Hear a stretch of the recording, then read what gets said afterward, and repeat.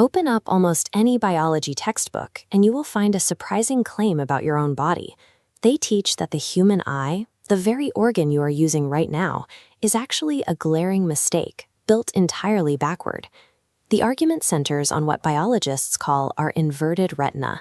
Inside your eye, the delicate neurowiring that processes signals to your brain is laid directly over the top of the light-sensitive receptors. Critics point at this structure and argue it is a clumsy, illogical hazard. The theory suggests that having nerves stacked in front of the receptors is physically blocking the light, casting shadows and getting in the way of clear vision. But if you step back and think about it, does that hold up to reality? You drive cars at highway speeds, you read small print, and you catch fast-moving objects.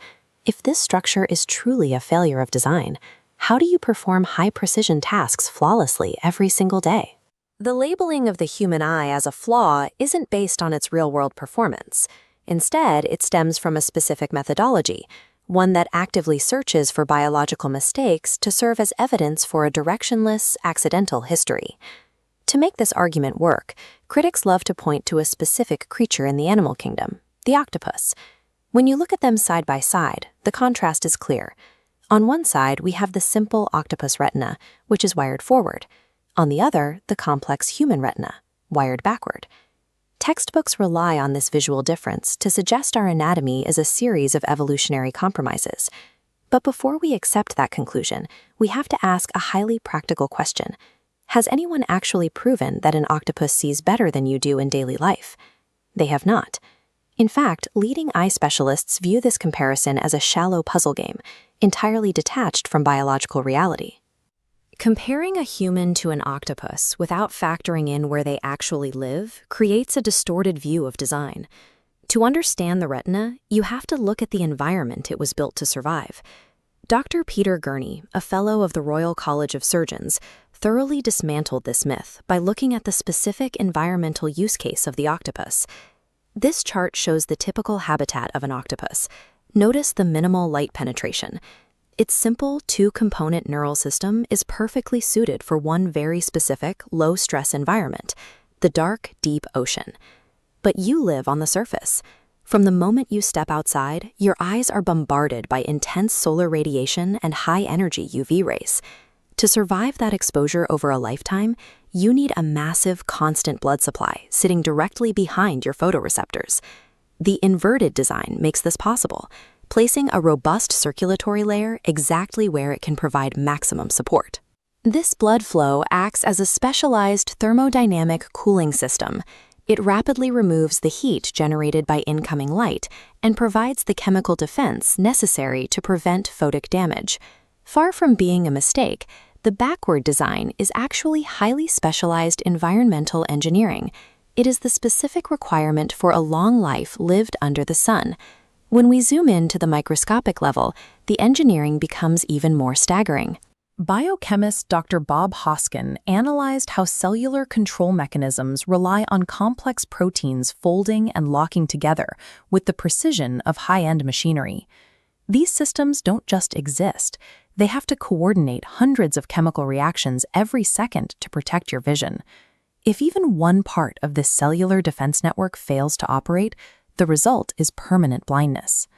After studying the interdependency of these protein structures, Dr. Hoskin noted that these systems require such specific, synchronized components that they defy the logic of gradual, blind development. When you account for the sheer number of flawless interactions required for a single cell to function, the evidence points away from a random accident. Instead, it reveals the work of a purposeful master designer.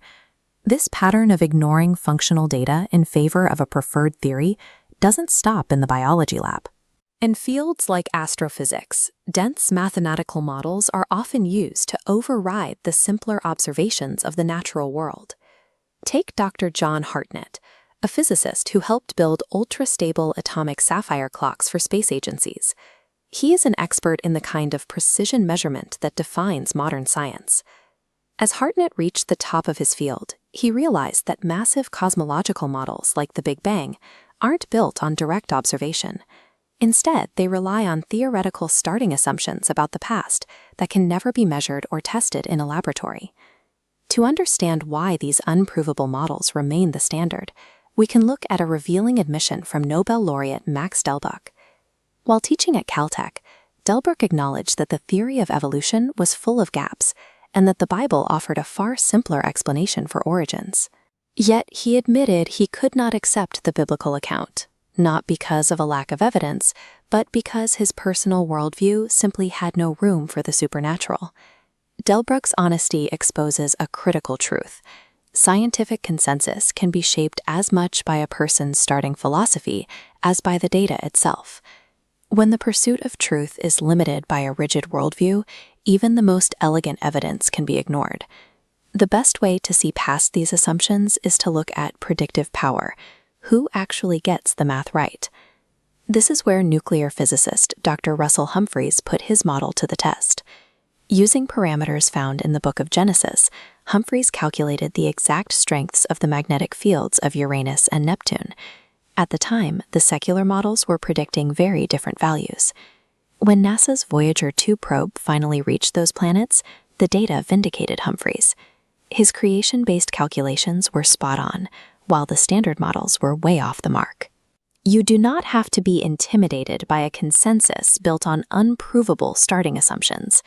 True science isn't about protecting a narrative, it's about following the facts where they lead. From the cooling systems in your own eyes to the magnetic fields of the outer planets, the data consistently supports the reality of the scriptures. Your body and the universe itself reveal the undeniable brilliance of the Creator.